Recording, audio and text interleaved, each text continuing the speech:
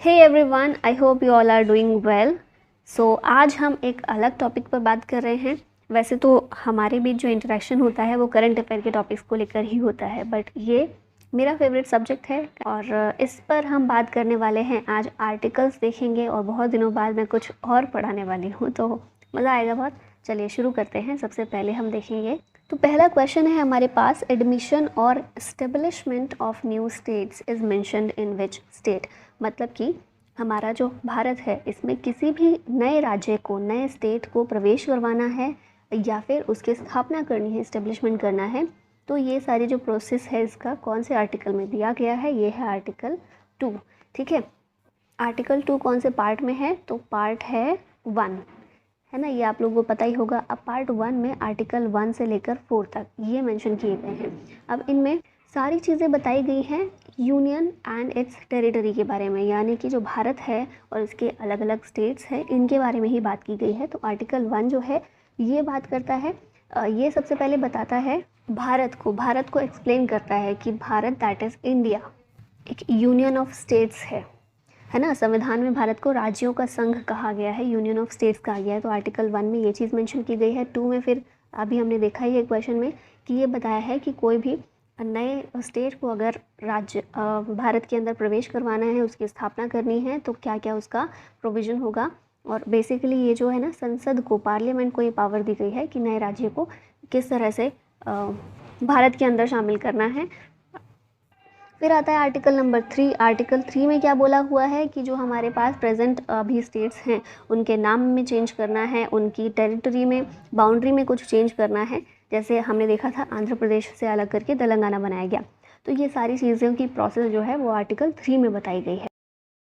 और फिर बचता है आर्टिकल 4, जिसमें क्या बोला गया है कि कोई भी आर्टिकल 2 और 3 के तहत कोई भी चेंजेस अगर किए जा रहे हैं तो उनको संविधान के आर्टिकल 368 के तहत अमेंडमेंट नहीं माना जाएगा। ठीक है, मतलब इस तरह के कोई भी चेंज करने के लिए अमेंडमेंट करने की ज़रूरत नहीं है संविधान में।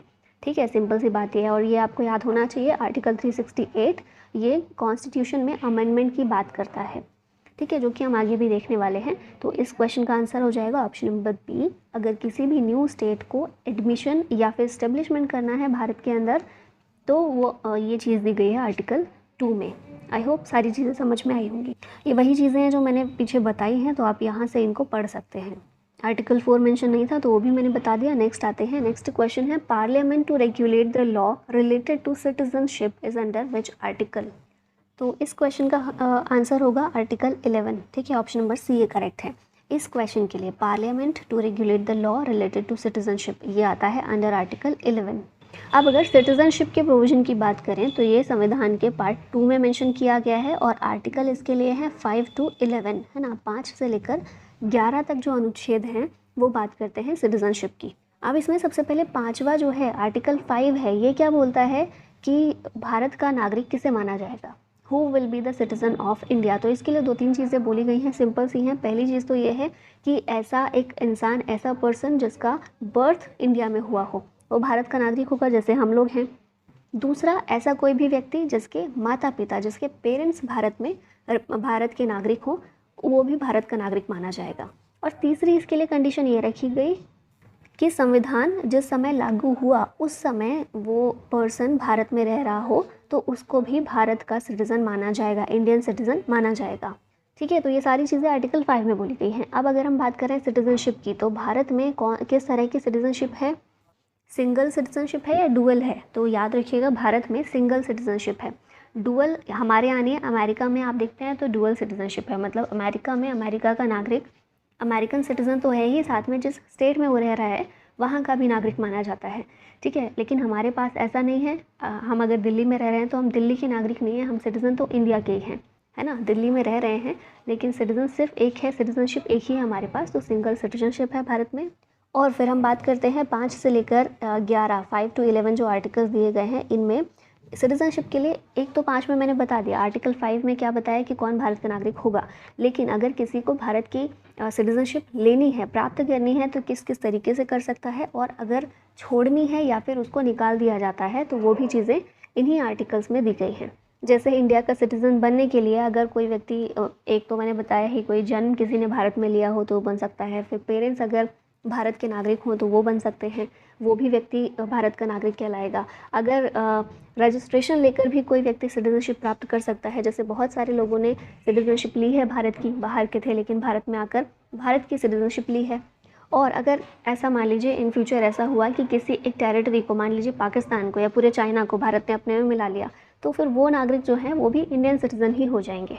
और फिर वहीं अगर बात की जाए नागरिकता को अगर ख़त्म करना है, सिटीज़नशिप को ख़त्म करना है, तो इसके भी कई तरीके होते हैं। जैसे कि एक तो है कि कोई इंसान खुद ही इंडियन सिटीज़नशिप छोड़ना चाहता है, किसी बाहर दूसरी कंट्री की सिटीज़नशिप लेना चाहता है, तो एक वो तरीका हो जाएगा। दूसरा, अगर उस व्यक्ति ने कुछ इलीगल ऐसा काम किया है जिसकी वजह से गवर्नमेंट ने उसकी सिटीजनशिप छीन ली है और उसको देश निकाला, जो होता था ना पहले के टाइम में, उस तरह से कि सिटीजनशिप छीन ली है सरकार ने ही कुछ उसके इलीगल काम करने की वजह से, तो वहाँ पर भी सिटीजनशिप ख़त्म हो जाती है। ठीक है, ये कुछ तरीके होते हैं। सिटीजनशिप ज़रूरी क्यों होती है इतनी, तो हम सब जानते हैं कि बहुत सारे अधिकार जो हैं वो सिटीजन्स को मिलते हैं, बाहर के लोगों को नहीं मिलते। जैसे हम देखते हैं फंडामेंटल राइट्स की अगर सिर्फ बात करें तो उसमें भी बहुत सारे ऐसे हमारे राइट्स हैं जो सिर्फ सिटीजन्स के लिए हैं, बाहरी व्यक्ति के लिए नहीं है, तो इसीलिए ये बहुत इंपॉर्टेंट हो जाती है। ठीक है, और सिटीजनशिप से रिलेटेड जो भी लॉज हैं उनको बनाने का किसका अधिकार है, रेगुलेट कौन कर सकता है, तो वो पार्लियामेंट है हमारी। और यही क्वेश्चन है यहाँ पर जो पूछा गया है, आर्टिकल 11 में इस बारे में बात की गई है।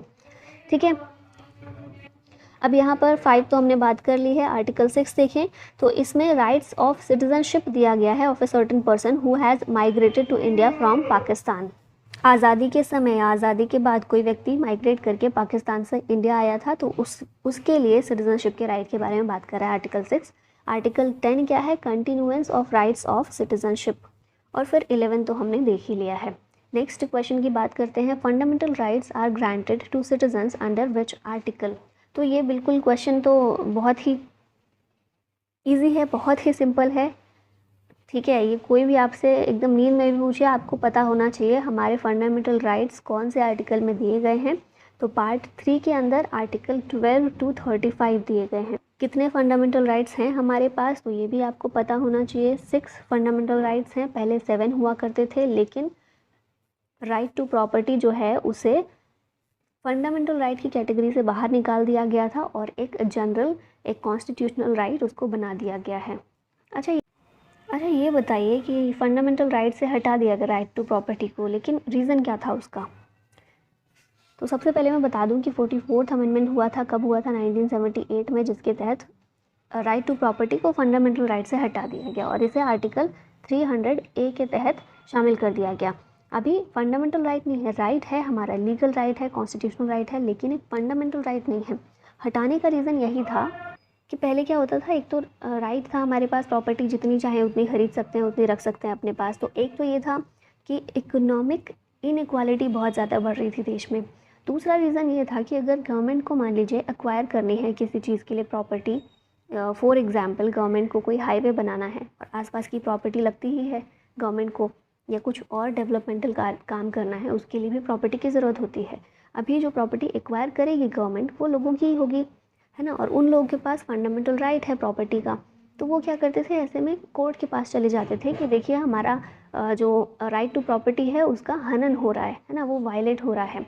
तो ऐसे में गवर्नमेंट भी मजबूर हो जाती थी और प्रॉपर्टी एक्वायर करने में काम के लिए गवर्नमेंट को अपने कामों के लिए वो बहुत मुश्किलें आ रही थी। दूसरी चीज़, अगर एक्वायर कर भी ली गवर्नमेंट ने तो पूरा गवर्नमेंट को हर्जाना देना होता था और गवर्नमेंट बाइंड होती थी उस चीज़ के लिए कि उसको देना ही पड़ेगा क्योंकि ये राइट टू प्रॉपर्टी है। तो इन वजहों से उसको ख़त्म कर दिया गया फंडामेंटल राइट के तौर पर और एक लीगल राइट बना दिया गया। ठीक है, बाकी हम अब बात कर लेते हैं ये फंडामेंटल राइट्स जो अभी हमारे पास हैं। 6 फंडामेंटल राइट हैं। पहला है right to equality, article 14 to 18 इसको मेंशन किया गया है। फिर राइट टू फ्रीडम दिया गया है 19 to 22 में। राइट अगेंस्ट एक्सप्लॉयटेशन है 23 और 24 में। Right to freedom of religion है 25 to 28 में। कल्चरल एंड एजुकेशनल राइट्स दिए गए हैं 29 और 30 में। राइट टू कॉन्स्टिट्यूशनल रेमेडीज़ दिया गया है आर्टिकल 32 में।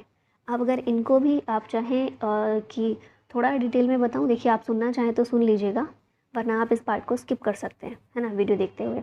तो आर्टिकल 14 की सबसे पहले बात करें, 14 to 18 हम देखा राइट टू इक्वालिटी है, मतलब समानता का अधिकार दिया गया है इसमें। अब आर्टिकल 14 किस तरह की समानता की बात करती है, तो ये बोलता है कि कानून के आगे सभी लोग समान हैं। ऐसा नहीं होगा कि अगर हम कानून के पास जाते हैं हेल्प के लिए तो अमीर को अलग तरीके से ट्रीट किया जाए, गरीब को अलग तरीके से, किसी एक कास्ट वाले को या किसी एक रिलीजन वाले को अलग तरीके से किया जाए, दूसरे को अलग तरीके से, ऐसा कुछ नहीं है। तो ये जो इक्वालिटी है आर्टिकल 14 में, ये इक्वालिटी बिफोर लॉ की बात करता है। ठीक है, फिर आते हैं आर्टिकल 15 पर, जो कि अगेन इक्वालिटी का ही राइट है। लेकिन ये किस तरह की इक्वालिटी देता है कि राज्य को ये बताता है, स्टेट यानी कि इंडिया, तो स्टेट जो है किसी भी इंसान के साथ रिलीजन के आधार पर, कास्ट के आधार पर, जेंडर के आधार पर, उसके बर्थ प्लेस के आधार पर किसी भी तरह का भेदभाव नहीं करेगा। ठीक है, तो ये जो है सर्टेन ग्राउंड्स पर डिस्क्रिमिनेशन को गलत ठहराता है। तो यहाँ पर भी इक्वालिटी एस्टेब्लिश हो गई कि राज्य किसी भी तरह की अपनी नीतियाँ बनाएगा तो वो इन आधारों पर डिस्क्रिमिनेट नहीं करेगा। ठीक है, फिर आते हैं आर्टिकल 16 पर। तो आर्टिकल 16 भी इक्वालिटी का ही राइट है हमारा। ये किस तरह की इक्वालिटी देता है कि गवर्नमेंट कोई भी रिक्रूटमेंट करेगी, कोई भी नौकरी देगी, तो वो सभी लोगों के लिए इक्वल अपॉर्चुनिटीज़ प्रोवाइड करेगी। ठीक है, ऐसा नहीं है कि अपॉर्चुनिटीज़ कुछ लोगों को ज़्यादा दी गई हैं, कुछ लोगों को नहीं मिली हैं, कुछ को कम मिली हैं। अपॉर्चुनिटीज़ की ये इक्वालिटी बताता है आर्टिकल 16। ठीक है, और इसमें एक कंडीशन भी दी गई है कि रीज़नेबल रिस्ट्रिक्शंस भी हो सकती हैं। रीज़नेबल रिस्ट्रिक्शन का ही हम परिणाम देखते हैं कि जो रिजर्वेशन दिया जाता है SC ST OBC या फिर अब EWS को भी, तो वो रीज़नेबल रिस्ट्रिक्शन ही है कि वैसे तो अपॉर्चुनिटी देगी, है ना, इक्वल अपॉर्चुनिटी गवर्नमेंट प्रोवाइड करेगी। लेकिन अगर मान लीजिए कोई सेक्शन ऐसा है समाज का जो कि इक्वल अपॉर्चुनिटी के तहत नहीं आता है ना, इक्वल वो है ही नहीं, तो इक्वल अपॉर्चुनिटी भी मिलेगी तो वो पीछे ही रह जाएगा। तो उसको बराबर पर लाने के लिए सरकार रीज़नेबल ग्राउंड पर कुछ डिस्क्रिमिनेशन कर सकती है। लेकिन एक चीज़ और याद रखिएगा, ये जो रीज़नेबल डिस्क्रिमिनेशन की बात की गई है ये हमारा फंडामेंटल राइट नहीं है। कई बार ये भी क्वेश्चन आया है एग्ज़ाम में कि क्या रिजर्वेशन प्राप्त करने का हमारा जो राइट है वो फंडामेंटल राइट है, तो बिल्कुल भी नहीं। पूरी तरह से सरकार पर ही डिपेंड है कि वो किस तरह से इक्वल अपॉर्चुनिटी प्रोवाइड करती है, रिजर्वेशन के ज़रिए या किसी और तरीके से। ठीक है, तो ये हो गया आर्टिकल 16। अब आर्टिकल 17 की बात करें तो ये क्या बोलता है, छुआछूत जो हमारे समाज की एक बहुत ही बेकार सी बुराई थी और कुछ जगहों पर हम देखते हैं अभी भी मौजूद है, अनटचेबिलिटी जिसको बोलते हैं इंग्लिश में, तो उसको ख़त्म करने का काम करता है आर्टिकल 17। क्योंकि अनटचेबिलिटी ख़त्म होगी तो क्या आएगी, इक्वालिटी आएगी, है ना। और फिर आता है लास्ट में राइट टू इक्वालिटी में आर्टिकल 18। ये टाइटल्स को ख़त्म करता है, उपाधियाँ जिसको बोलते हैं। जैसे पहले टाइटल्स होते थे ना, वीर बहादुर, राय बहादुर या पता नहीं क्या क्या ऐसे करके, और इनको ख़त्म करना क्यों रखा गया है राइट टू इक्वालिटी में, क्योंकि ये टाइटल्स लेकर ना फिर लोग बाकियों से अलग अपने आप को समझते हैं और फिर उनको अलग ट्रीट किया जाता है। तो इसीलिए बोला गया है ऐसा कोई टाइटल नहीं कोई लेगा, जिसका जो नाम है वही नाम रहेगा। टाइटल्स को ग्रहण नहीं करेगा कोई भी इंसान। हाँ, अगर राष्ट्रपति हमारे प्रेसिडेंट सर जो हैं वो परमिशन देते हैं किसी टाइटल को रखने की, मान लीजिए किसी व्यक्ति को किसी दूसरी कंट्री से कोई टाइटल मिला हुआ है, अगर प्रेसिडेंट परमिशन दे देते हैं, जैसे पहले दी जाती थी ना, नाइटहुड की उपाधि दी गई है, नाइटिंगेल की दी जाती थी, इस तरह से UK से मिलती थी, तो उस कंडीशन में सिर्फ तभी वो टाइटल्स रख सकता है इंसान जब प्रेसिडेंट उसको परमिशन दे। ठीक है, या फिर अगर कोई मिलिट्री के द्वारा सम्मान कोई दिया गया है या फिर एजुकेशन रिलेटेड कोई सम्मान मिला है, उनको रखा जा सकता है, अदरवाइज़ कोई टाइटल नहीं रखा जाएगा अलग से। अब बात करते हैं अपने नेक्स्ट आर्टिकल की, राइट टू फ्रीडम, जो कि 19 to 22 दिया गया है। अब इसमें जो 19 है उसकी अगर बात की जाए तो 19 के अंदर भी शुरुआत में क्या था, जैसे हमारे फंडामेंटल राइट 7 थे स्टार्टिंग में, तो ऐसे ही 19 के अंदर भी 7 राइट्स हुआ करते थे, जिसमें से 19F जो हुआ करता था ये राइट टू प्रॉपर्टी ही था। मतलब जैसे फ्रीडम का राइट दिया गया है ना, राइट टू फ्रीडम है 19 से लेकर 22 तक में, तो प्रॉपर्टी रखने की फ्रीडम भी ये दी गई थी 19F में। तो जब हमारा 44th अमेंडमेंट हुआ 1978 में, इस समय पर क्या हुआ, एक तो आर्टिकल 31 और 19F इन दोनों को हटाकर 300A कर दिया गया है ना, 300A में राइट टू प्रॉपर्टी कर दिया गया, फंडामेंटल राइट से पूरी तरह से ख़त्म कर दिया। तो अभी 19 के अंदर भी 6 राइट बचते हैं हमारे पास। अब ये 6 राइट कैसे हैं तो ABC ऐसे करके हैं, है ना, ABCDEF तो मैंने बताया हट गया है, और G। इनमें भी अगर डिटेल में आपके एग्ज़ाम में पूछा जाता है थोड़ा डीप जाकर, तो इनको याद रखना फिर ज़रूरी हो जाता है। ए में क्या दिया गया है कि हमें बोलने की आज़ादी है। बी में दिया गया है कि जैसे शांतिपूर्ण तरीके से अगर हम कहीं पर एक साथ जमा होते हैं और सभा करते हैं, उसकी आज़ादी है ना, शांतिपूर्ण तरीके से बिना हथियारों के। फिर सी में दिया गया है कि हमें संघ बनाने की, यूनियन बनाने की आज़ादी है। तो हम देखते हैं ना ट्रेड यूनियंस बनती हैं हमारे यहाँ पर, तो वो इसी के तहत बनती है, इसी आर्टिकल का इस्तेमाल करते हुए। 19C में दिया गया है यूनियंस के लिए। फिर डी में क्या दिया गया है कि देश में कहीं किसी भी जगह पर आने जाने की आज़ादी हम लोगों को है। इसी वजह से होता है ना, हम एक स्टेट से दूसरे स्टेट जाते हैं, कोई हमको रोकता नहीं है, इसीलिए नहीं रोकता क्योंकि हमें ये डी के तहत आज़ादी मिली हुई है। फिर ई में हम देखते हैं कि कहीं भी देश में कहीं भी चले जाएं हम जाकर रह सकते हैं, है ना, कहीं भी जाकर बच सकते हैं, तो उसकी आज़ादी हमें ई के तहत दी गई है। और 19G में बोला गया है कि हम कोई भी व्यापार कर सकते हैं और कोई भी हम लिवलीहुड अपनी चलाने के लिए किसी भी तरह का काम कोई कर सकते हैं। इसमें भी कुछ रीज़नेबल रिस्ट्रिक्शंस हैं, जैसे कि कोई ऐसा काम नहीं कर सकते जो जो हमारा सोसाइटल मॉरल है उसको कम करे, जो सोशल वैल्यूज़ के लिए हानिकारक हो, ऐसा कोई काम करने के लिए रीज़नेबल रिस्ट्रिक्शंस हैं। लेकिन उसके अलावा हम कोई भी पेशा अपना सकते हैं, हम कुछ भी काम कर सकते हैं, ये जी के तहत हमें आज़ादी दी गई है। तो ये तो हो गई 19 के तहत दी गई आज़ादी। कुछ ऐसे भी है ना, जैसे फ्रीडम ऑफ प्रेस है, ये भी 19 के अंदर ही आता है, ठीक है। और 19 के अंदर भी 19A में आता है फ्रीडम ऑफ प्रेस, क्योंकि वहाँ पर क्या दी गई है, ए में बोलने की आज़ादी। और प्रेस का क्या काम है, बोलने की आज़ादी का इस्तेमाल करती है प्रेस, तो वो भी इसमें ही है, ठीक है। फिर आते हैं 19 तो हो गया। फिर 20 की अगर बात की जाए तो 20 बोलता है कि अगर कोई भी कल्प्रिट है, किसी ने भी कोई अपराध किया है, कोई क्राइम किया है, तो उसके लिए किस तरह से अधिकार उसके पास भी हैं। जैसे कि मान लीजिए किसी ने कोई भी क्राइम किया है, तो उसे एक क्राइम के लिए एक से ज़्यादा बार सज़ा नहीं दी जा सकती है।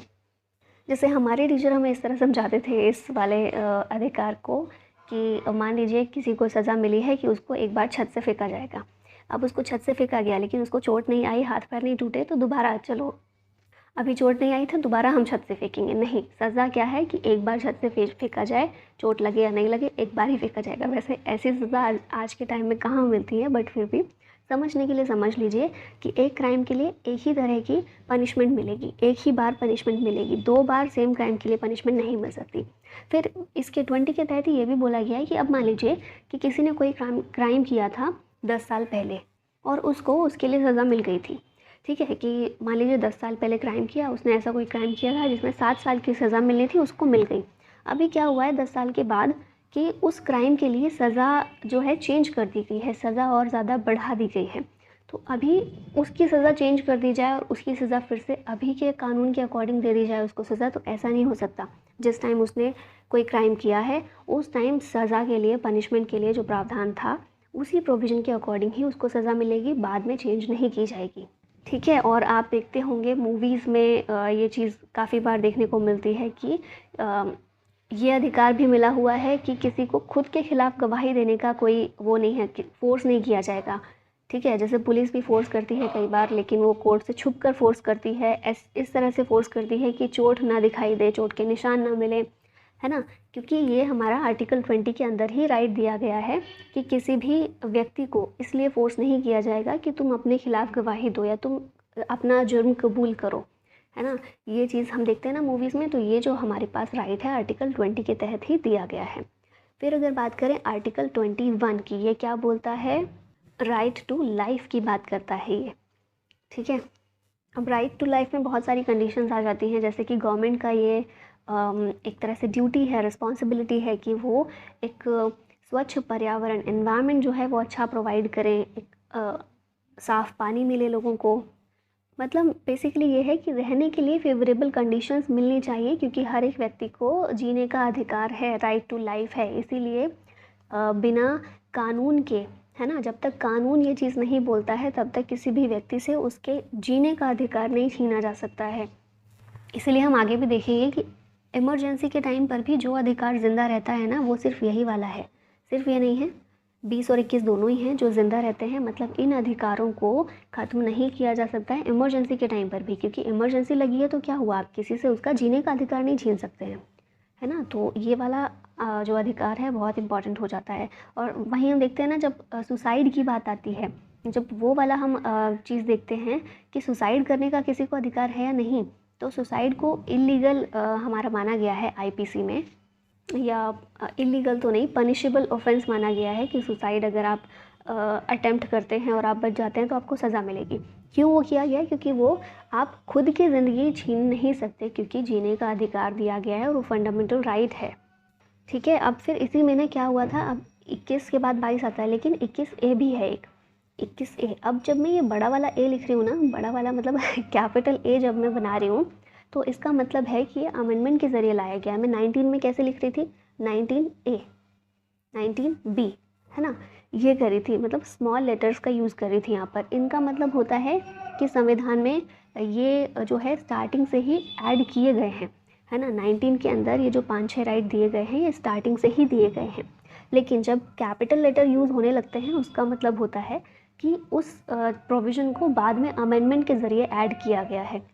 मैं जितना डिटेल में बता रही हूँ चीज़ें, मुझे लग रहा है वीडियो काफ़ी लंबी हो जाएगी, पता नहीं आप लोग झेल पाएंगे कि नहीं। खैर, अभी मैं क्या करूँ, मैं इसीलिए ये सब्जेक्ट्स बहुत कम उठाती हूँ कि बहुत टाइम लग जाता है, फिर मुझे एक्सप्लेन करने में इतना मज़ा आता है। हाँ, तो हम बात कर रहे थे 21A की। अब इसमें क्या अमेंड किया गया है, क्योंकि मैंने बताया अमेंडमेंट के ज़रिए आया है ये।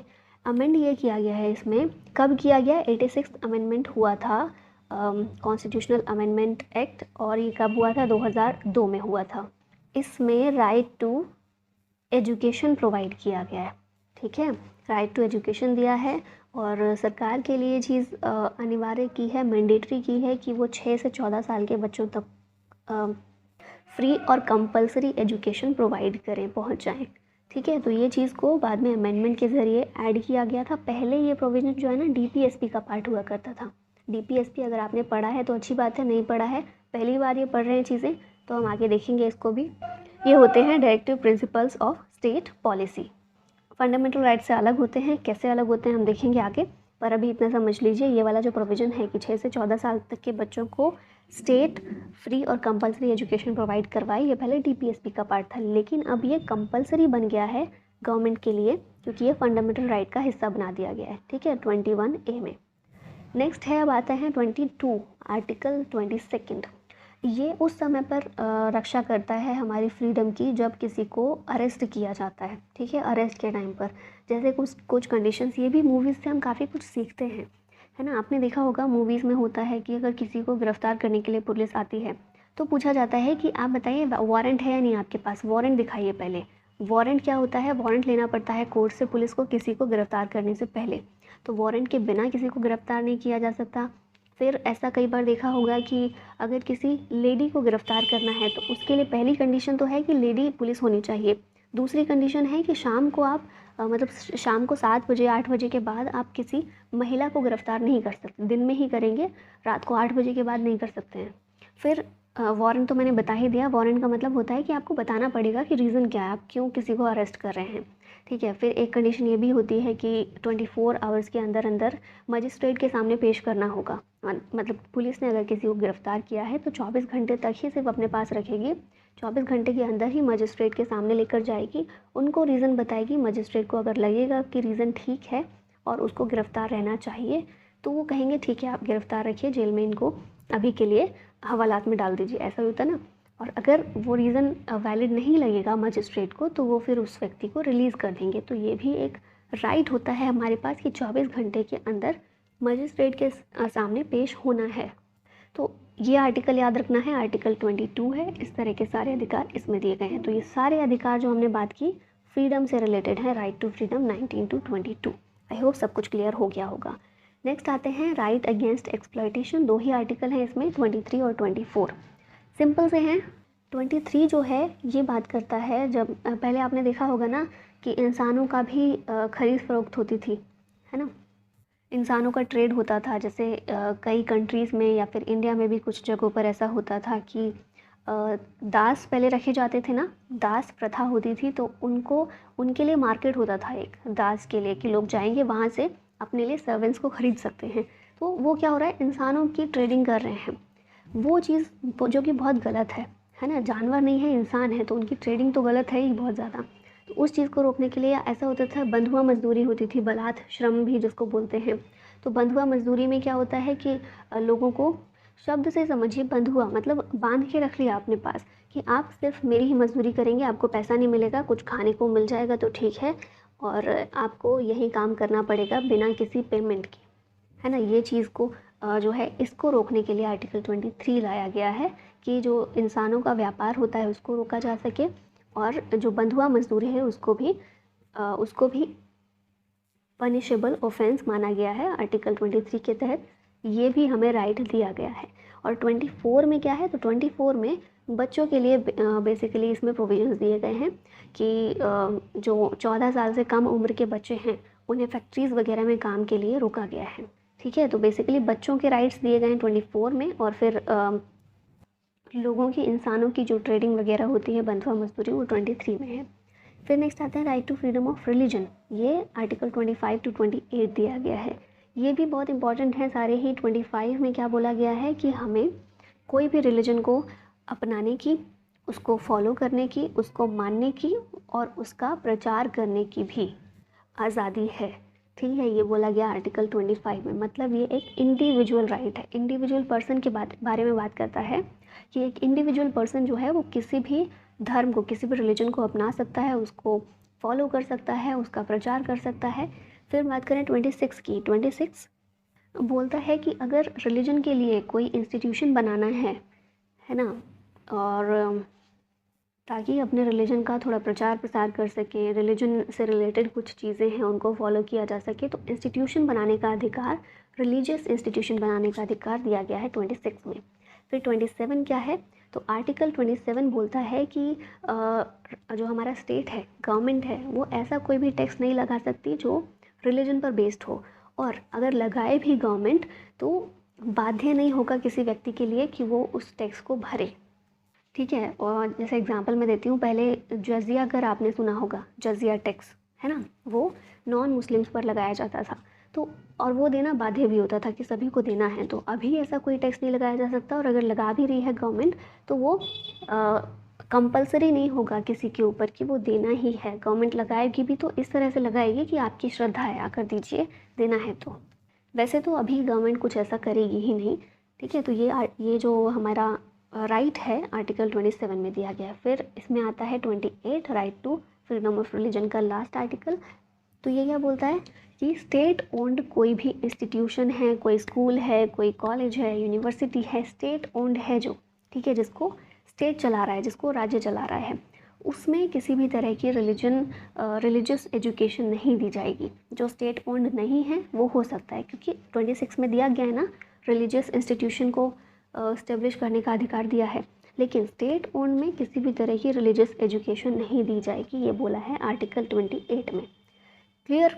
नेक्स्ट है कल्चरल एंड एजुकेशनल राइट। ये 29 और 30 में दिए गए हैं, इसके भी 2 ही आर्टिकल्स हैं। तो 29 की अगर बात करें तो ये बोलता है कि किसी को भी अपनी लैंग्वेज और कल्चर को सुरक्षित रखने का अधिकार है। अब ये चीज़ आपको याद रखनी है कि ये जो राइट है ना 29 के तहत, वो माइनॉरिटी और मेजॉरिटी दोनों के लिए है। मतलब ऐसा नहीं है कि सिर्फ माइनॉरिटी ही अपनी लैंग्वेज और कल्चर को प्रिजर्व कर सकते हैं। मान लीजिए कोई मेजॉरिटी में है, नंबर में मेजॉरिटी है किसी एक ग्रुप की, लेकिन लैंग्वेज के अकॉर्डिंग वो मेजॉरिटी में नहीं आता है, या फिर कल्चर के अकॉर्डिंग वो मेजॉरिटी में नहीं आता, माइनॉरिटी में आता है, तो वो भी अपनी लैंग्वेज और कल्चर को प्रिजर्व रखने के लिए कोशिशें कर सकता है। ठीक है, तो ये चीज़ एक की पॉइंट है, याद रखना है। 29 जो है माइनॉरिटी और मेजॉरिटी दोनों के लिए है, आर्टिकल 30 सिर्फ माइनॉरिटी के लिए है। ठीक है, तो एक और डिफरेंस ये याद रखना है कि ये जो है लैंग्वेज और कल्चर को प्रिजर्व रखने के लिए 29, और 30 जो है ये किस बारे में बात करता है, एजुकेशनल इंस्टीट्यूशन की स्थापना के लिए। अल्पसंख्यक जो है, माइनॉरिटी हैं, वो अपने एजुकेशनल इंस्टीट्यूशंस की स्थापना कर सकता है। ठीक है, ये हो गया। और अब लास्ट आता है राइट टू कॉन्स्टिट्यूशनल रेमेडीज़। ये है आर्टिकल 32। 31 मैंने बताया, ये था राइट टू प्रॉपर्टी, जिसको हटा दिया गया है। 32 है राइट टू कॉन्स्टिट्यूशनल रेमेडी। मतलब ये जो है ना, इन सभी अधिकारों को अगर कोई प्रिजर्व रख सकता है, कोई सुरक्षित रख सकता है, तो वो है आर्टिकल 32, क्योंकि ये बोलता है कि अगर इनमें से कोई भी अधिकार हमसे छीने जाते हैं, चाहे वो कोई इंसान छीने, चाहे वो कोई कंपनी छीने, चाहे वो कोई हमारा स्टेट छीन रहा है, गवर्नमेंट छीन रही है, किसी के भी द्वारा अगर ये हमारे राइट्स छीने जा रहे हैं तो हम सीधा सीधा जा सकते हैं सुप्रीम कोर्ट के पास, ठीक है। और ये कहता है आर्टिकल 32। और यही रीज़न है बी आर अम्बेडकर ने भी इसको क्या बोला है, सोल ऑफ द कॉन्स्टिट्यूशन, है ना, संविधान की आत्मा बोला है आर्टिकल 32 को। किसने? बी आर अम्बेडकर ने। और ये क्वेश्चन भी कई बार पूछा गया है, तो याद रखिएगा, ठीक है। तो 32 किस बारे में है कि अगर हमारे जितने भी राइट्स हैं उनको कोई वायलेट कर रहा है तो हम सीधा सुप्रीम कोर्ट के पास जा सकते हैं, और इसी के तहत सुप्रीम कोर्ट रिट्स जारी करता है। ये रिट्स 5 तरीके की होती हैं, हैबियस कॉर्पस, मैंडेमस, सर्शियरी, क्वा वारंटो, इस तरह 5 रिट्स हैं जो गवर्नमेंट नहीं, सुप्रीम कोर्ट जारी करता है।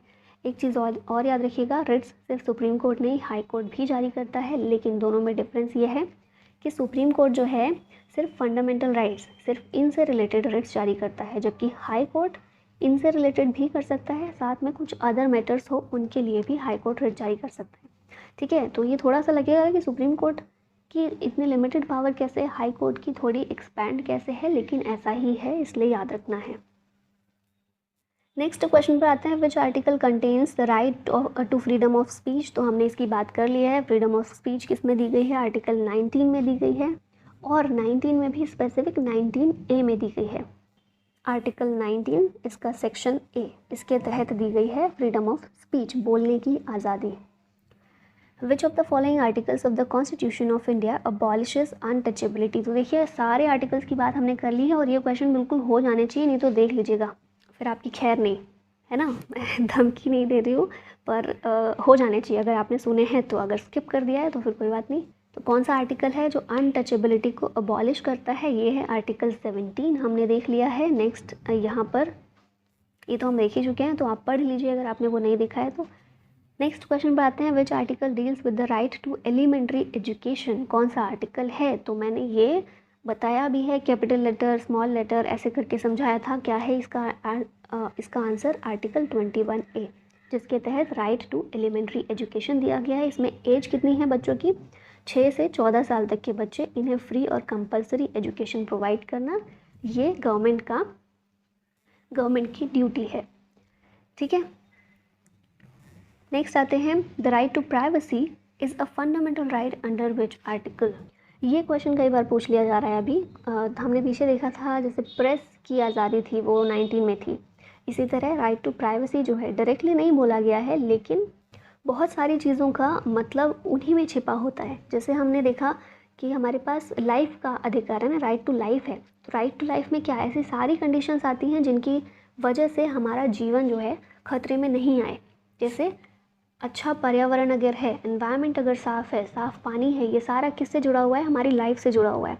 तो ये डायरेक्टली नहीं लिखा संविधान में कि राइट टू लाइफ के अंदर हमें ये सारे अधिकार मिलेंगे, लेकिन उससे ये मतलब निकाला जाता है कोर्ट के द्वारा कि अगर राइट टू लाइफ दिया है तो ये भी राइट टू लाइफ का ही पार्ट होना चाहिए। इसी तरह से राइट टू प्राइवेसी, ये आर्टिकल 21 का पार्ट है। आर्टिकल 21 क्या है, राइट टू लाइफ है, जिसके बारे में अभी मैं बात कर रही हूँ, और इसी में राइट टू लाइफ के अंदर ही आता है, जीवन के अधिकार में ही प्राइवेसी भी है, ठीक है। तो ये भी इसके अंदर ही आता है, ऑप्शन नंबर बी करेक्ट होगा। ये भी हम बात कर चुके हैं, तो आप यहाँ पर पढ़ सकते हैं। नेक्स्ट देखते हैं question, which of the following article is related to freedom to manage religious affairs. अगर यहाँ पर क्वेश्चन ये होता कि रिलीजन, कोई भी रिलीजन फॉलो करने का अधिकार है, तो वो होता 25, है ना, आर्टिकल 25।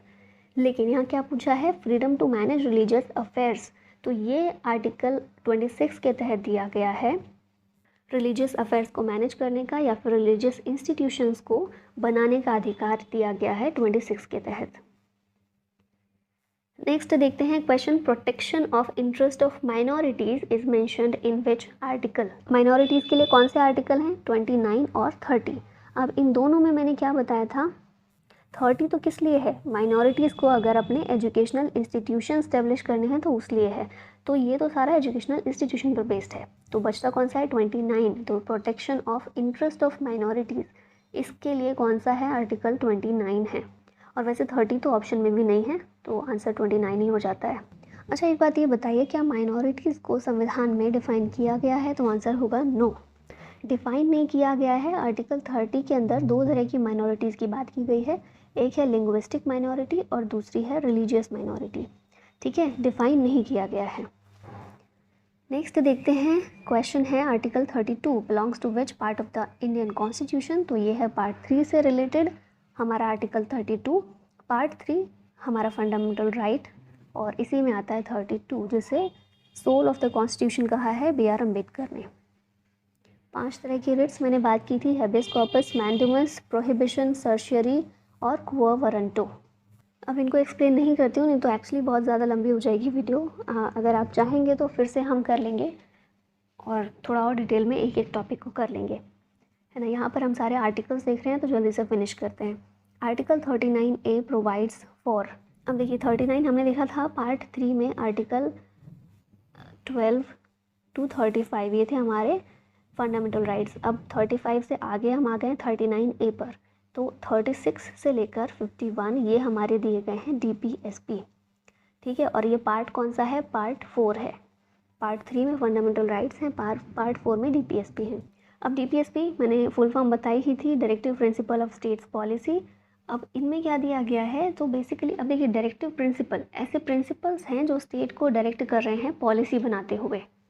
मतलब ये हमारे फंडामेंटल राइट की तरह नहीं है कि अगर इनको फंडामेंटल राइट जो दिए हुए हैं कोई छीन रहा है तो हम सीधे कोर्ट के पास चले जाएं, उनमें तो ऐसा प्रोविज़न है। लेकिन DPSP के लिए ऐसा नहीं है कि अगर DPSP में जो प्रोविज़न दिए हैं वो पूरे नहीं होते तो हम कोर्ट के पास जा सकते हैं, बिल्कुल नहीं जा सकते। ये जो है नॉन जस्टिशिएबल हैं। और बेसिकली स्टेट के लिए कुछ डायरेक्टिव दिए गए हैं कि स्टेट्स जब अपनी पॉलिसी बना रहे हैं तो इन चीज़ों का ध्यान रखें। इन चीज़ों को भी, ये भी सारी चीज़ें इंपॉर्टेंट है। अगर आप सारे DPSP पढ़ेंगे 35 से 36 से लेकर 51 तक के सारे इंपॉर्टेंट हैं, लेकिन इनको राइट के तौर पर नहीं दे सकते थे उस समय पर, क्योंकि हमारे पास इतने संसाधन नहीं थे, इतने रिसोर्सेज नहीं थे कि हम इतनी सारी चीज़ें प्रोवाइड कर सकें। जैसे डायरेक्टिव प्रिंसिपल में आ जाता है कि सभी को काम पाने का अधिकार है ना, राइट टू वर्क है। और जो राज्य हैं, स्टेट्स या फिर हमारी गवर्नमेंट है, वो कोशिश करेंगे कि सभी को वर्क दिया जाए, सबको लिवलीहुड के लिए काम दिया जाए। अब बताइए, अगर इनको राइट के तौर पर रख देते तो गवर्नमेंट के लिए मैंडेटरी हो जाता कि वो सबको काम प्रोवाइड करें, पकड़ पकड़ के ढूंढ के लाएं बेरोज़गार लोगों को और उनको काम दें। कितना ज़्यादा बर्डन हो जाता है गवर्नमेंट के ऊपर, है ना। फाइनेंशियली भी हो जाता, इकोनॉमिक वो तो हो ही जाता, लेकिन वैसे भी बहुत ज़्यादा बर्डन हो जाता। इसीलिए इन चीज़ों को DPSP के अंदर रखा कि जैसे जैसे रिसोर्सेज हमारा कंट्री, हमारी गवर्नमेंट प्राप्त करती रहेगी, वैसे वैसे इन चीज़ों को पूरा करने की कोशिश करेगी। और इसी के अंदर हम देखते हैं, जैसे मैंने अभी एक छोटी सी एग्जांपल दिया, राइट टू वर्क वाला, लिवलीहुड के लिए कुछ काम सबको मिलना चाहिए। इसी के तहत मनरेगा जो है 2005 में शुरू हुई थी, वो इसी के तहत दी गई थी। इसी के तहत इसकी शुरुआत की गई थी कि जो बेरोज़गार लोग हैं उनको काम दिया जाए। और हम पूरा काम पूरी तरह से नहीं दे सकते, तो जो अनस्किल्ड लोग हैं उनको 100 दिनों का काम देंगे, है ना। इसी तरह से जैसे एक और मैं एग्जांपल दूँ आपको, प्रोविज़न दिया गया है इन्हीं में DPSP के तहत ही कि महिलाओं के लिए अगर वो काम करने जाती हैं तो उनके लिए एक अच्छा एनवायरनमेंट प्रोवाइड करना। अब ये मैंडेटरी नहीं था, मैंडेटरी अभी भी नहीं है, DPSP के तहत है, तो मैंडेटरी नहीं है कि करे ही सरकार, लेकिन एक प्रिंसिपल है कि सरकार इसको फॉलो करे, ऐसी उम्मीद की जाती है कि वो करेंगे। और इसी के तहत हम देखते हैं मैटरनिटी बेनिफिट जो मिलता है महिलाओं को, है ना। जैसे प्रेगनेंसी के टाइम पर उन्हें 26 वीक्स की छुट्टी मिलती है, पेड लीव मिलती है, पैसे भी मिलेंगे, उसकी छुट्टी भी मिलेगी, तो वो इसी के तहत है। इसी तरह हम देखते हैं एक है इक्वल पे, है ना, ये भी DPSP के तहत आता है। तो अब इक्वल पे जो है स्टार्टिंग से करना इसको बहुत भारी पड़ जाता, लेकिन धीरे धीरे कोशिश गवर्नमेंट करती है कि इन चीज़ों को लागू किया जाए जैसे जैसे हमारे पास रिसोर्सेज हों। तो इक्वल पे के लिए भी जैसे इक्वल रिम्यूनरेशन एक्ट है वो लाया गया था। तो इसी तरह से धीरे धीरे क्या गवर्नमेंट कोशिश कर रही है कि इनमें जो चीज़ें दी गई हैं उनको एक्ट के ज़रिए, कानून के ज़रिए, लॉज के ज़रिए उनको लागू किया जाए। अभी आई थिंक आपको समझ आ गया होगा दोनों में डिफरेंस क्या है, DPSP और फंडामेंटल राइट्स में। अब 39A जो है, अब देखिए यहाँ पर A कौन सा है, कैपिटल है, मतलब इसको अमेंडमेंट के ज़रिए लाया गया है। तो इसमें क्या बोला गया 39A में, equal justice and free legal aid. अब देखिए ये भी चीज़ आ जाती है, फ्री लीगल एड है, कितने सारे लोग हैं, है ना, पहली बार जनसंख्या कितनी है, और धीरे धीरे लोग बहुत ज़्यादा जागरूक भी हो रहे हैं अपने राइट्स को लेकर कि उनको कोर्ट के पास जाना है, डरते नहीं हैं लोग। पहले पुलिस से डरते थे, कोर्ट केसेस से डरते थे, अभी अपने राइट्स के लिए लोग ये चीज़ें कर लेते हैं। सबको फ्री लीगल एड देना तो बहुत ज़्यादा मुश्किल हो जाएगा, क्योंकि फिर जिनके पास है इतनी कैपेसिटी की वो जाकर पेड लीगल एड ले सकते हैं, वो भी नहीं करेंगे। इसीलिए इसको अगर राइट बना दिया जाएगा तो बहुत बर्डन हो जाएगा गवर्नमेंट पर, इसीलिए इसको DPSP में रखा गया। ठीक है, तो 39A में क्या बोला गया है, फ्री इक्वल जस्टिस सबको मिलेगा और फ्री लीगल एड देने की कोशिश की जाएगी। तो इसके लिए भी कंडीशन, जैसे फ्री लीगल एड है तो उसमें जो विमेन हैं या फिर सीनियर सिटीज़न हैं, बच्चे हैं और या फिर विडो हैं, इस तरह के ट्रांसजेंडर्स हैं, ऐसे कुछ सेक्शन जिनको दिक्कतें आती हैं, जिनको फ्री लीगल एड की एक्चुअली ज़रूरत पड़ती है, उनको यहाँ पर प्रायोरिटी दी जाए, इस तरह की कोशिश होती है। ठीक है, तो आई होप ये चीज़ें समझ में आ रही होंगी, कंफ्यूजिंग नहीं होगा कुछ भी। बी हो जाएगा इसका आंसर।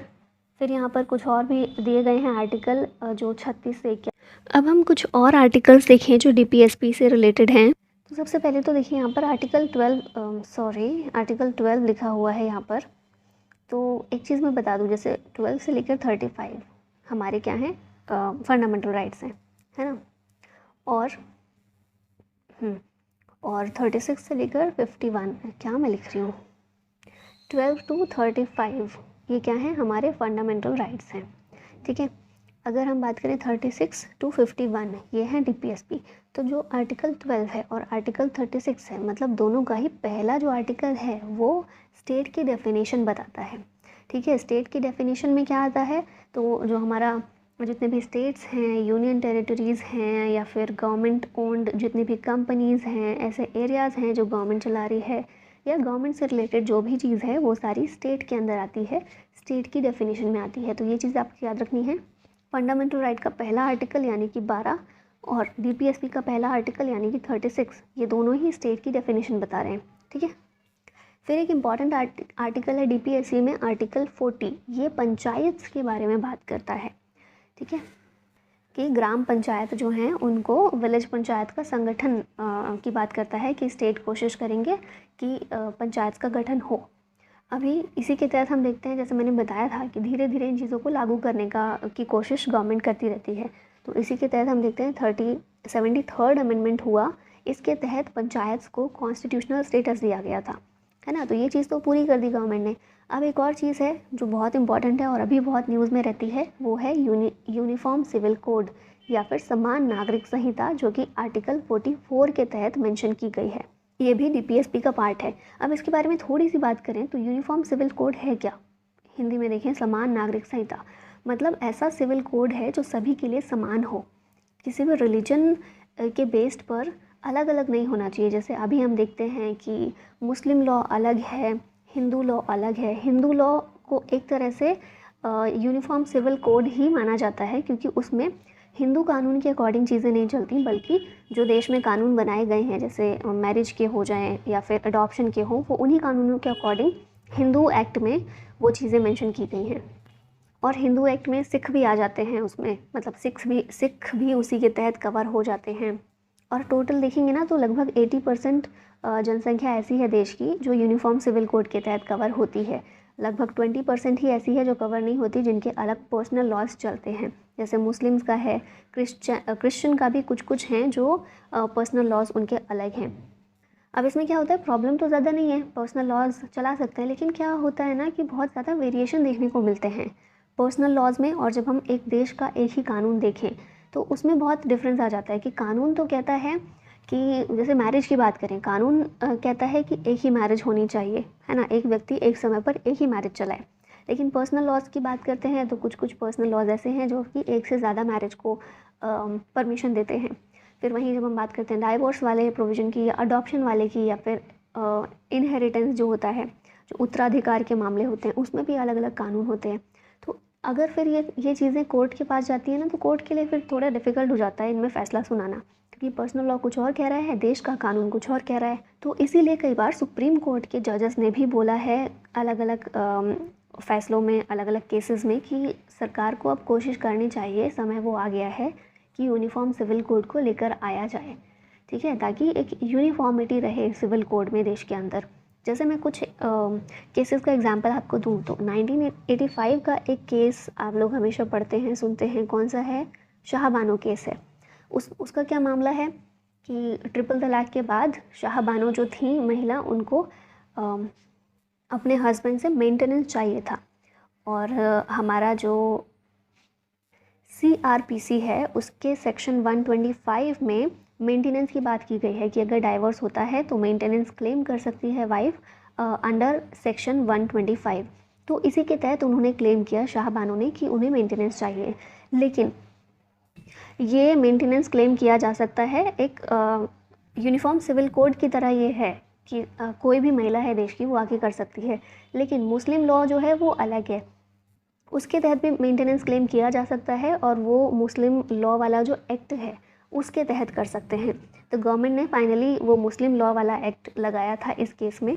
इस वाले सेक्शन के तहत उनको मेंटेनेंस नहीं मिला था, उसके तहत मिला था। लेकिन यहाँ पर सुप्रीम कोर्ट ने बोला कि ये ज़रूरी है कि एक यूनिफॉर्म सिविल कोड लेकर आया जाए, ठीक है, ताकि देश में यूनिफॉर्मिटी आए। तो ये पहला केस था जब सुप्रीम कोर्ट ने थोड़ा सा इस चीज़ को हाईलाइट करना शुरू किया UCC के लिए कि देखिए गवर्नमेंट को बोला कि देखिए ये लेकर आइए, ज़रूरी है अभी आज के टाइम में।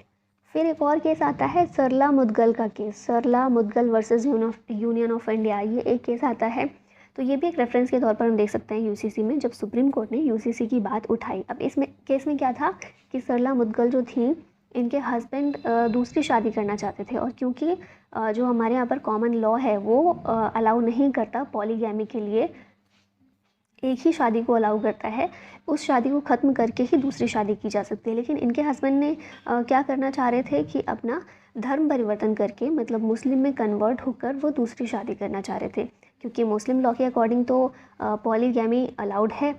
लेकिन फिर यहाँ पर भी सुप्रीम कोर्ट ने पहली चीज़ तो मना की कि ये चीज़ गलत मानी जाएगी, पनिशेबल ऑफेंस माना जाएगा अगर कन्वर्ट करके आप दूसरी शादी करते हैं तो, ठीक है। तो पहली चीज़ ये तो मना कर दिया था। फिर से यहाँ पर UCC की बात की सुप्रीम कोर्ट ने कि यूनिफॉर्म सिविल कोड जो है ये लाना ज़रूरी है गवर्नमेंट के लिए, ताकि इन चीज़ों को रोका जा सके। और फिर बाद में हम देखते हैं एक और केस आता है जो केरला के एक प्रीस्ट थे उनके द्वारा वो लेकर आया जाता है। किसी एक एक्ट से रिलेटेड था और कुछ इसी से, मुझे वो केस एग्जैक्टली याद नहीं है अभी। तो उसमें भी यही सुप्रीम कोर्ट के जस्टिस के द्वारा बोला गया कि यूनिफॉर्म सिविल कोड जो है समय की मांग है, समय की आवश्यकता है, नीड ऑफ द टाइम, इसलिए इस पर गवर्नमेंट को काम करना चाहिए, ठीक है। तो ये है पूरी यूनिफॉर्म सिविल कोड की कहानी। और अभी हम देखते हैं कुछ स्टेट्स भी हैं, जैसे कि उत्तराखंड है, उसने कमेटी एक बनाई थी यूनिफॉर्म सिविल कोड किस तरह से लागू किया जाए, उस पर बातचीत करने के लिए, उस पर राय जानने के लिए। तो उम्मीद है ऐसी कि जल्दी ही ये लागू हो जाएगा। और बाकी इसको पॉलिटिक्स पर ना जाते हुए ना एक रैशनल तरीके से सोचा जाए तो बहुत अच्छा होगा, क्योंकि एक देश में एक कानून सभी के लिए होना चाहिए। क्योंकि बहुत सारे ऐसे पर्सनल लॉज हैं जो ज़्यादा डिस्क्रिमिनेटरी हो जाते हैं महिलाओं के लिए, है ना, जैसे पॉलीगैमी है, तो उससे महिलाओं को ही दिक्कतें होती हैं। मैं किसी एक रिलीजन की बात नहीं कर रही हूँ, जनरली अगर देखा जाए तो अच्छा होगा। बाकी आप लोग भी अपनी राय बता सकते हैं, और जो अलग भी हो सकती है बिल्कुल एक्सेप्टेबल होगी वो भी। खैर आते हैं नेक्स्ट पर। तो यहाँ पर कुछ चीज़ें हैं, जैसे 39A देख लिया हमने, 40 देख लिया, 41 में क्या है, right to work, to education and to public assistance in certain cases. तो ये जो राइट टू वर्क दिया गया, इसी के तहत मनरेगा जो है ये लाया गया था, राइट टू वर्क के तहत ही। फिर आर्टिकल 43 लिविंग वेजेस की बात करता है वर्कर्स के लिए, और 43A ये बोलता है participation of workers in the management of industries. और इसी के तहत हम देखते हैं कि जो लेबर यूनियन बनती हैं वो भी एक तरह से देख सकते हैं कि इसी के तहत बनाई जाती हैं। नेक्स्ट क्वेश्चन पर आते हैं, provide for free and compulsory education for children is mentioned in which article of the constitution. हमने देखा था पीछे फंडामेंटल राइट्स में आर्टिकल 21A, इसमें राइट टू एजुकेशन दिया गया। और मैंने तभी भी बताया था कि DPSP का ही एक प्रोविज़न था जिसको एक फंडामेंटल राइट के तौर पर दे दिया गया। कौन सा प्रोविज़न था, तो यह आर्टिकल 45 में बोला गया था कि 6 से 14 साल तक के बच्चों के लिए राज्य कोशिश करे कि फ्री और कंपलसरी एजुकेशन प्रोवाइड करे। तो उसको फिर बाद में फंडामेंटल राइट बना दिया गया 2002 में, ठीक है। यहाँ पर और चीज़ें दी गई, 44 देख लिया हमने, 45 देख लिया। 46 क्या है, promotion of educational and economic interest of schedule caste, schedule tribes and OBC। और 47 में दिया गया है duty of the state to raise the level of nutrition and standard of living and to improve public health. और इसमें हम उस चीज़ को ऐड कर सकते हैं, मिड डे मील की व्यवस्था की जाती है ना सरकारी स्कूलों में, तो न्यूट्रिशन के लेवल के लिए, पब्लिक हेल्थ के लिए, इन सारी चीज़ों के लिए वो भी एक प्रोविज़न किया गया है जो सरकार जिसको फॉलो करती है। Which article of Indian constitution provides for village panchayat, तो ये हमने देखा है आर्टिकल 40 है जो पंचायत की बात करता है। यहाँ पर बाकी आर्टिकल्स हैं, तो 48 क्या है, organisation of agriculture and animal husbandry. 49 में है protection of monuments and places and objects of natural importance. और 50 है separation of judiciary from executive, ये बहुत इंपॉर्टेंट है, याद रखिएगा। और 51 है कि इंटरनेशनल पीस और सिक्योरिटी को प्रमोट करना, ये भी हमारी कंट्री का, सरकार का एक उद्देश्य होना चाहिए पॉलिसी फ्रेम करते हुए। 50 इंपॉर्टेंट है यहाँ पर, इसको याद रखिएगा।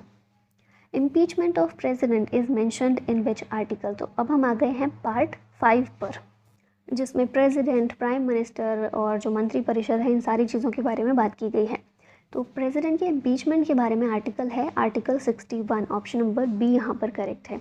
यहाँ पर आर्टिकल दिए गए हैं प्रेसिडेंट से रिलेटेड, तो 52 जो है, अब इनको देखिए सीधे सीधे आपको याद करना पड़ेगा, जो चीज़ें एक्सप्लेन करने वाली होंगी वो मैं कर दूँगी। आर्टिकल 52 बोलता है कि भारत में एक प्रेसिडेंट होगा जो कि राज्य का प्रमुख होगा, ठीक है। 54 में प्रेसिडेंट के इलेक्शन के बारे में बात की गई है। 61 में इम्पीचमेंट का प्रोसेस दिया गया। इम्पीचमेंट प्रोसेस बेसिकली प्रेसिडेंट को हटाने की प्रक्रिया है। फिर 72 में पार्डनिंग पावर ऑफ प्रेसिडेंट, जैसे कि प्रेसिडेंट के पास ये पावर है कि मान लीजिए किसी व्यक्ति को कोई सबऑर्डिनेट कोर्ट है, उसने सज़ा दी थी कुछ, तो वो हाई कोर्ट के पास गया अपील करने के लिए, हाई कोर्ट ने भी उसको सज़ा दे दी कुछ, फिर वो वापस गया सुप्रीम कोर्ट के पास अपील करने के लिए, सुप्रीम कोर्ट ने भी कुछ सज़ा दी, लेकिन फिर भी उसके पास एक और चांस होता है कि वो क्षमा के लिए याचिका कर सके, पार्डन के लिए कोशिश कर सके प्रेसिडेंट के पास। और प्रेसिडेंट के पास ये पावर है कि अगर उनको ठीक लगे तो वो किसी व्यक्ति को पार्डन कर सकते हैं, ठीक है, माफ़ कर सकते हैं। फिर 74 है आर्टिकल, ये बोलता है काउंसिल ऑफ मिनिस्टर्स की बात करता है कि प्रेसिडेंट को एड और एडवाइस करने के लिए एक काउंसिल ऑफ मिनिस्टर्स होगी और उस काउंसिल ऑफ मिनिस्टर का हेड होगा प्राइम मिनिस्टर। और ये किस में बोला है, आर्टिकल 75 में, ठीक है। तो 74 देन 75। आर्टिकल 1, 2, 3 ये बात करता है ऑर्डिनेंस की। ऑर्डिनेंस को हिंदी में बोलते हैं अध्यादेश। अब इसकी भी एक अलग स्टोरी है। ऑर्डिनेंस चलिए थोड़ा सा मैं बता ही देती हूँ, आप चाहें तो स्किप कर दीजिएगा। तो ऑर्डिनेंस क्या होता है, जब भी हमारी पार्लियामेंट जो है वो उसका सेशन नहीं चल रहा है और कोई इमरजेंसी सिचुएशन आ जाती है जब कानून बनाने की सख्त ज़रूरत है कि अभी करना ही पड़ेगा, तो उस टाइम पर क्या होता है, प्रेसिडेंट के पास पावर है कि वो ऑर्डिनेंस जारी कर सकते हैं। वो ऑर्डिनेंस 6 महीने तक के लिए ही होगा, है ना, उसकी वैलिडिटी 6 महीने तक होगी, 6 महीने के बाद वो ख़त्म हो जाएगा। अगर पार्लियामेंट चाहे तो फिर उस पर बातचीत करके कि अच्छा ये ऑर्डिनेंस ठीक है, इसको हम लॉ की तरह आगे फॉलो कर सकते हैं, तो वो बना रहेगा। अदरवाइज़ वो ख़त्म हो जाएगा और पार्लियामेंट चाहे तो वो भी ख़त्म कर सकती है 6 महीने से पहले भी। इसका आपको आर्टिकल याद रखना है क्योंकि ज़्यादातर एग्ज़ाम में आर्टिकल ही पूछा जाता है। 123 है, फिर 143 क्या है, power of president to consult supreme court. Supreme court से किसी भी मामले पर कंसल्ट करना है तो प्रेसिडेंट के पास ये पावर है आर्टिकल 143 के तहत। अच्छा, अब एक चीज़ और यहाँ से हम देख सकते हैं, इलेक्शन और इम्पीचमेंट दो चीज़ें हैं। इलेक्शन मतलब चुनना प्रेसिडेंट को, इम्पीचमेंट मतलब उनको हटाना उनके पद से। तो थोड़ी सी कंडीशन यहाँ पर हो जाती है, इलेक्शन अगर प्रेसिडेंट का है तो कौन करेगा। पहली चीज़, लोकसभा, राज्यसभा, स्टेट की लेजिस्लेटिव असेंबली और यूनियन टेरिटरीज जिनके पास लेजिस्लेटिव असेंबली हैं उनके सारे सिर्फ इलेक्टेड मेंबर्स, ठीक है, इलेक्टेड मेंबर्स ही चुनेंगे प्रेसिडेंट को। और यूटी कौन से हैं, दिल्ली, पुडुचेरी। लेकिन जब आती है बात इम्पीचमेंट की, तो इम्पीचमेंट का राइट सिर्फ पार्लियामेंट को है। पार्लियामेंट यानी कि लोकसभा और राज्यसभा, इन्हीं के पास अधिकार है इम्पीच करने का। चुनने के लिए सभी चुनेंगे, लेकिन इम्पीच करना है तो पार्लियामेंट करेगी, ठीक है, ये डिफरेंस भी याद रखिएगा। नेक्स्ट चलते हैं, क्वेश्चन है establishment and constitution of supreme court is mentioned in. तो ये आर्टिकल याद रखिएगा 124 है जिसमें सुप्रीम कोर्ट के एस्टेब्लिशमेंट की बात की गई है। Which of the given articles of the Indian Constitution empowers the President to grant pardons to any person? तो पार्डन वाला हमने पीछे देखा था, आर्टिकल 72 है, ठीक है।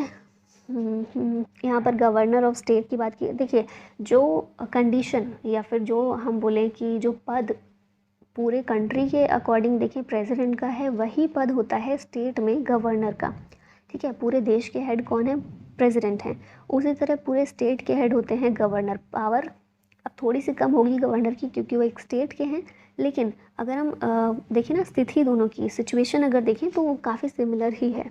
आर्टिकल्स ये भी याद कर लीजिएगा। 153 जो है गवर्नर ऑफ स्टेट की बात करता है, 155 अपॉइंटमेंट ऑफ गवर्नर की बात करता है, 161 जैसे हमने देखा 72 प्रेसिडेंट की पार्डनिंग पावर है, उसी तरह 161 गवर्नर की पार्डनिंग पावर है। 163 में बोला गया है कि गवर्नर को एडवाइस करने के लिए काउंसिल ऑफ मिनिस्टर्स होगी, जैसे कि हमने देखा था 74 में प्रेसिडेंट के लिए एड और एडवाइस के लिए काउंसिल ऑफ मिनिस्टर होती है, वैसे ही गवर्नर के लिए स्टेट में काउंसिल ऑफ मिनिस्टर होती है।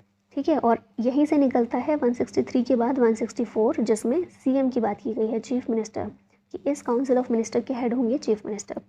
फिर आर्टिकल 213 होता है ऑर्डिनेंस की पावर। प्रेसिडेंट में कौन सी थी? 123, यहाँ पर है 213 प्रेसिडेंट की ऑर्डिनेंस की पावर और ये गवर्नर की ऑर्डिनेंस जारी करने की पावर।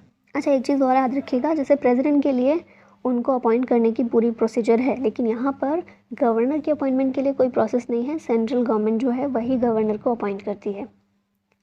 नेक्स्ट क्वेश्चन है, which article of Indian constitution is related to council of ministers? याद हो गया होगा, मैंने दूसरी बार अभी बताया था, आर्टिकल 74 जो है ये काउंसिल ऑफ मिनिस्टर्स की बात करता है। ठीक है, फिर 75 क्या है? पीएम के बारे में बात करता है कि उस काउंसिल ऑफ मिनिस्टर के हेड होंगे पीएम। पीएम को अपॉइंट कौन करेगा? प्रेसिडेंट करेगा। और जो काउंसिल ऑफ मिनिस्टर के बाकी मिनिस्टर्स हैं वो पीएम की एडवाइस पर प्रेसिडेंट के द्वारा अपॉइंट किए जाएंगे। फिर यहाँ पर लिखा गया है कि मिनिस्टर्स अपने ऑफिस पर तब तक रहेंगे जब तक प्रेसिडेंट का प्लेजर उनके साथ है। और काउंसिल ऑफ मिनिस्टर्स जिसकी बात हमने की आर्टिकल 74 में, वो कलेक्टिवली रिस्पॉन्सिबल है लोकसभा के लिए। मतलब इंडिविजुअल अगर हम मिनिस्टर की बात करें तो प्रेसिडेंट के लिए रिस्पॉन्सिबल है, लेकिन पूरी काउंसिल ऑफ मिनिस्टर्स ये लोकसभा के प्रति रिस्पॉन्सिबल है कलेक्टिवली। ठीक है, फिर आर्टिकल 78 क्या है? Duties of prime minister as respect furnishing the information to president. मतलब बेसिकली ये बोला गया है 78 में कि गवर्नमेंट जो भी फैसला लेती है, जो भी काम करती है, जो भी डिसीजन ले रही है, वो सारे उनको प्रेसिडेंट को इन्फॉर्म करने हैं। ये प्राइम मिनिस्टर की ड्यूटी है।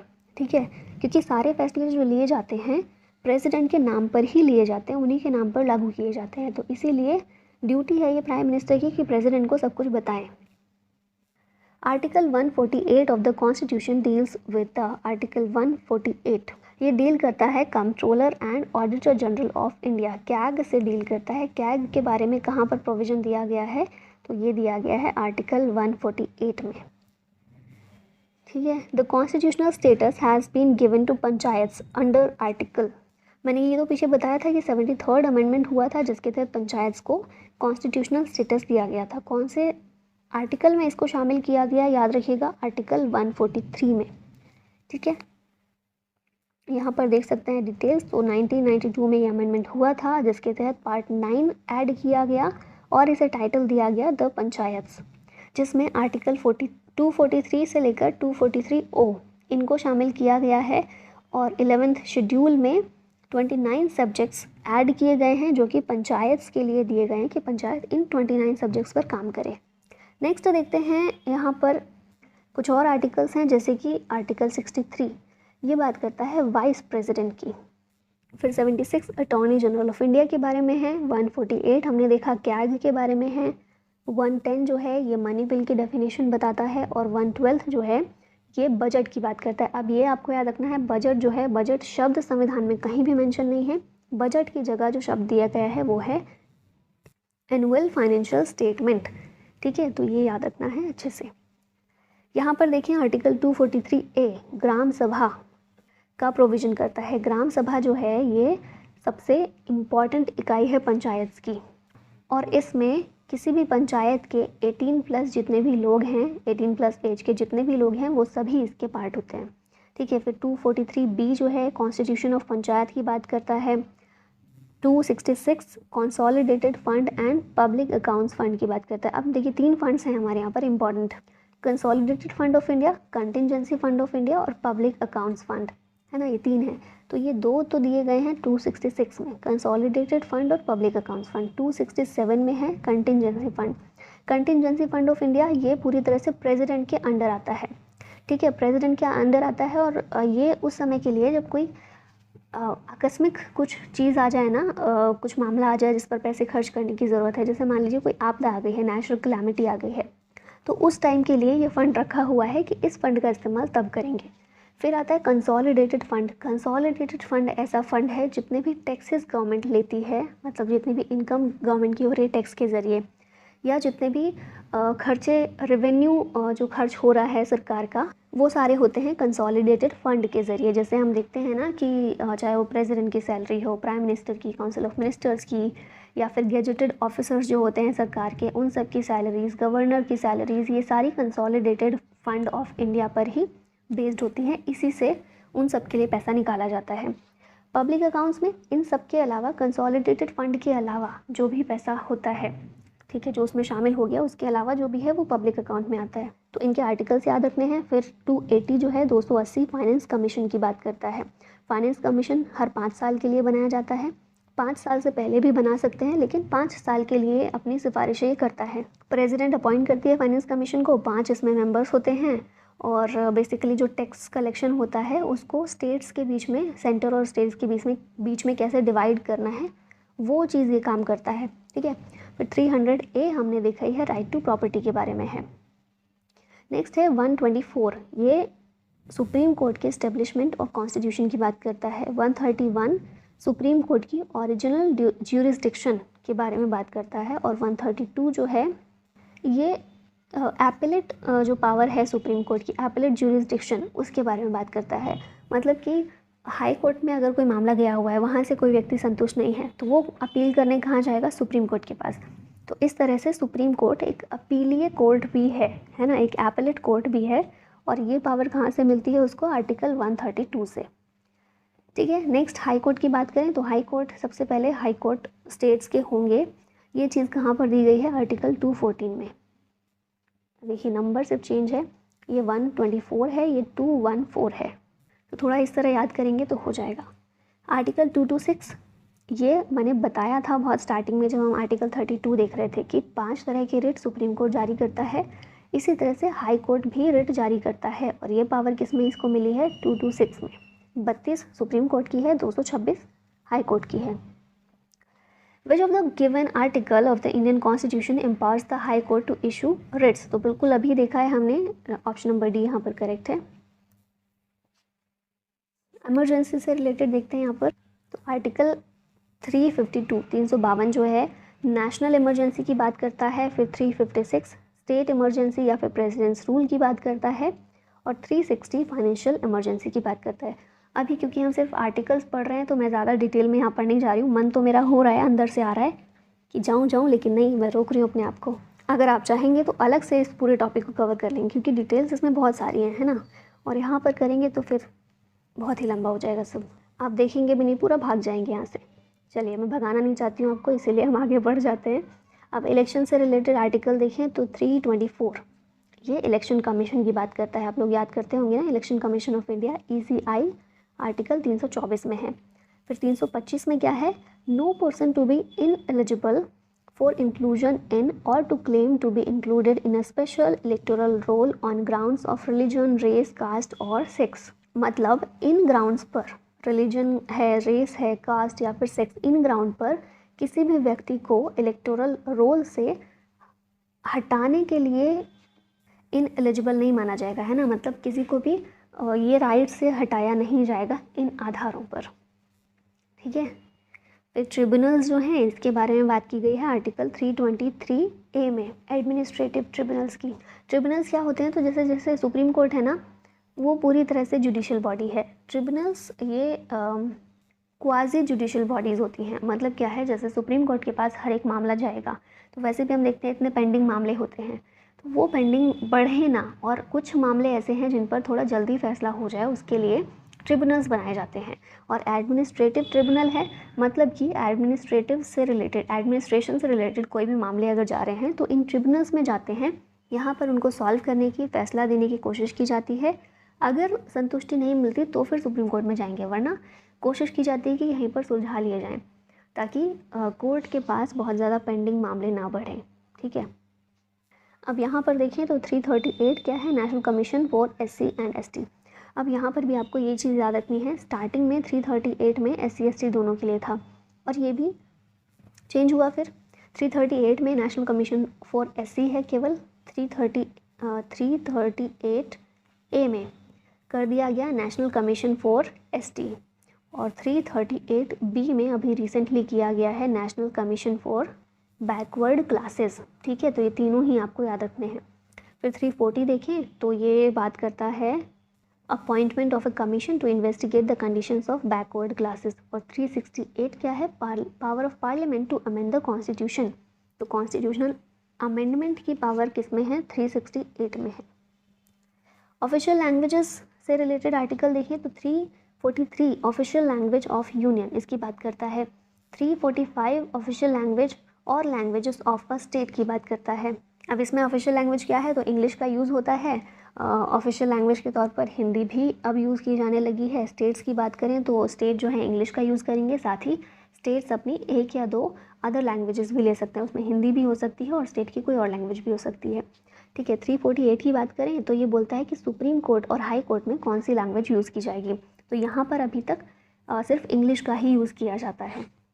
अब हाई कोर्ट्स हैं जिन्होंने रीजनल लैंग्वेजेस को भी परमिशन दी हुई है ना, लेकिन जो कोर्ट की हियरिंग होगी और कोर्ट के जो फैसले सुनाए जाएंगे वो सिर्फ इंग्लिश लैंग्वेज में ही होंगे।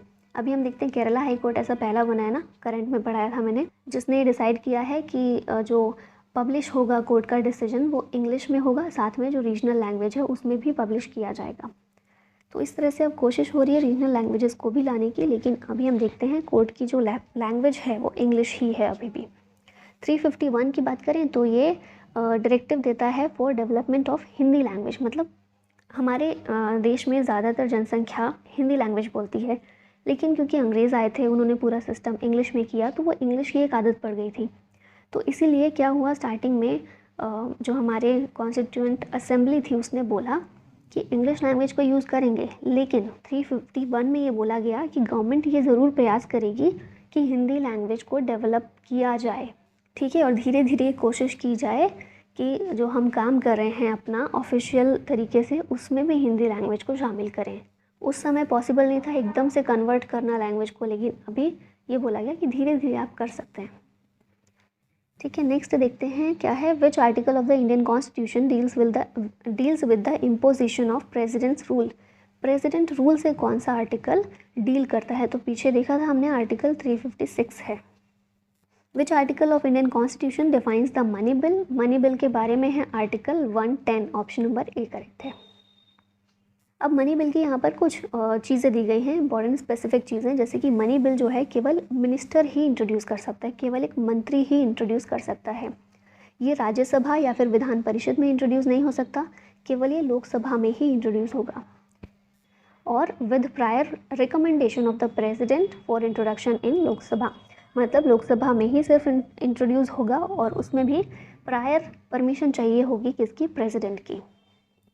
The special provision in article 371G of the constitution of India relate to the state of. तो 370 जो था हमें पता है सबको, जम्मू कश्मीर को स्पेशल स्टेटस प्रोवाइड करता था, जिसको अब रिपील कर दिया गया है। अब 371 जो है ये भी स्पेशल स्टेटस देता है कुछ स्टेट्स को। ठीक है, अब उसमें 371 A B C D E F G इस तरह से हैं, तो ये जो G है ये मिज़ोरम से रिलेटेड है। बाकी ये कुछ यहाँ पर हैं, बी जो है स्टेट ऑफ असम से, C state of Manipur, F state of Sikkim और एच है स्टेट ऑफ अरुणाचल प्रदेश। इन सबको आपको याद रखना पड़ेगा क्योंकि अभी जो है एग्ज़ाम्स में थोड़ा डीप जाने लगे हैं, है ना, क्योंकि ऊपर ऊपर के क्वेश्चन तो सब पूछ ही चुके हैं, सबको पता भी होते हैं, तो इसलिए वो डीप जाने लगे हैं, तो हमको भी उसी तरह से पढ़ाई करनी पड़ेगी। इसीलिए याद रखना ये ज़रूरी है, कोई ट्रिक बना लीजिए इनको याद करने की, है ना। और बाकी ये टॉपिक भी है अलग से करने वाला, थोड़ा बड़ा हो जाएगा, यहाँ पर मैं सारा बताने लगी। तो आगे चलते हैं, नेक्स्ट देखते हैं। Which article of the constitution of India mentions that the Lok Sabha must have a speaker and a deputy speaker. अब स्पीकर और डेप्यूटी स्पीकर के बारे में कहाँ बात की गई है, तो ये है हमारा आर्टिकल 93, याद रखिएगा। आर्टिकल 239 डील्स विद द, तो ये जो है 239 239 ये डील करता है with the administration of union territories by president. Union territories का एडमिनिस्ट्रेशन कौन संभालता है? प्रेसिडेंट। और प्रेसिडेंट अपने बिहाफ पर वहाँ पर लेफ्टिनेंट गवर्नर को अपॉइंट करते हैं, लेकिन संभालते प्रेसिडेंट ही हैं, ठीक है। तो इसलिए ऑप्शन नंबर 20 का करेक्ट होगा। Which article of the Indian Constitution directs the state to take steps to separate the judiciary from the executive in the public service of the state?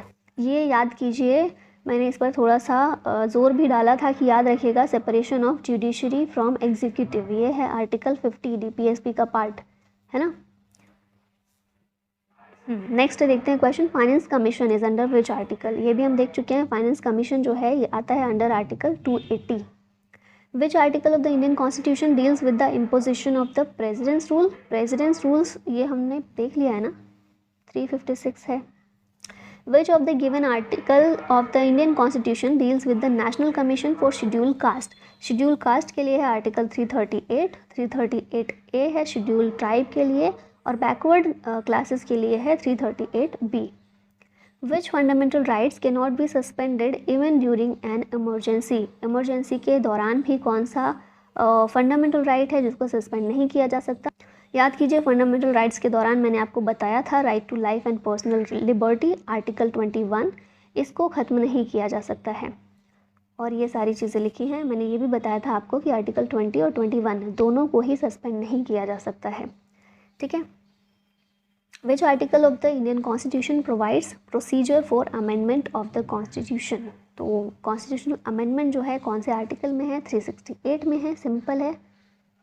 अब यहाँ फटाफट से क्विकली रिवाइज कर लेते हैं कुछ इंपॉर्टेंट आर्टिकल्स को। तो एडमिनिस्ट्रेटिव ट्रिब्यूनल ये हमने देखा 323A, इलेक्शन कमीशन 324 में है। लोकसभा में शेड्यूल कास्ट और शेड्यूल ट्राइब्स के लिए रिजर्वेशन, सीट का रिजर्वेशन किया गया है ना, ये आर्टिकल 330 में है। फिर function of public service commission 320 में है। Organisation of village panchayat article 40 DPSP. Uniform civil code 44, agriculture and animal husbandry 48 में है। नेक्स्ट है separation of judiciary from executive article 50। Promotion of international peace 51। Procedure for impeachment of president 61। Removal of vice president 67B में है। Removal of speaker 94। Removal of deputy chairman of Rajya Sabha ये 90 में है। To admit new states by law article 2 में बात की गई है। राइट टू इक्वालिटी आर्टिकल 14 में दिया गया है। नेक्स्ट है protection against arrest and detention article 22 है। असेंट टू बिल्स आर्टिकल 111 में है। Constitutional amendment 368। Finance commission 280। Financial emergency 260 में है। फाइनेंशियल इमरजेंसी अभी तक एक बार भी नहीं लगाई गई है। ऑल इंडिया सर्विस 312 में दिया गया है। कैग के बारे में 148 में बात की गई है। फाइनेंस कमीशन तो रिपीट हो गया है, 280 में है। फिर है एडमिनिस्ट्रेटिव ट्रिब्यूनल 323A में, अगेन रिपीट है। Union public service 315। Inter state council हैं 263 में। फाइनेंस कमीशन फिर से रिपीट हुआ है, ये भी रिपीटेड है। High court to be courts of record ये 215 में बोला गया है। मतलब इसका ये होता है हाई कोर्ट और सुप्रीम कोर्ट दोनों ही कोर्ट्स ऑफ रिकॉर्ड हैं। क्यों हैं? क्योंकि जो भी डिसीजन देंगे इनको रिकॉर्ड के तौर पर रखा जाएगा आगे के रेफरेंस के लिए। फ्यूचर में कुछ भी डिसीजन लेना होगा तो इनको रेफरेंस के तौर पर लिया जाएगा, ठीक है। इसका मतलब ये है। फिर ट्रांसफ़र ऑफ जजेस from one high court to another high court ये है article 222। Writ jurisdiction of high court 226 है। सुप्रीम कोर्ट का 32 है। नेक्स्ट है high courts power of superintendence over all court ये है 227। अटॉर्नी जनरल ऑफ इंडिया के बारे में 76 में है। Appointment of union ministers 75(1). Original jurisdiction of supreme court 131। Abolition of untouchability article 17। Freedom of religion है article 25। Protection of interest of minority article 29 और equality before law article 14 में दिया गया है। तो फाइनली इसी के साथ हमारे आर्टिकल्स कंप्लीट होते हैं जितने भी इम्पॉर्टेंट हैं। अभी अगर आपको कोई और टॉपिक चाहिए हो पॉलिटी का तो हम डिटेल में उसको कर सकते हैं आगे किसी वीडियो में, और बताइएगा आपको कैसा लगा। मुझे तो मज़ा आया बहुत। तो फिर मिलते हैं अपने वापस करंट अफेयर पर। Thank you so much for watching. जय हिंद।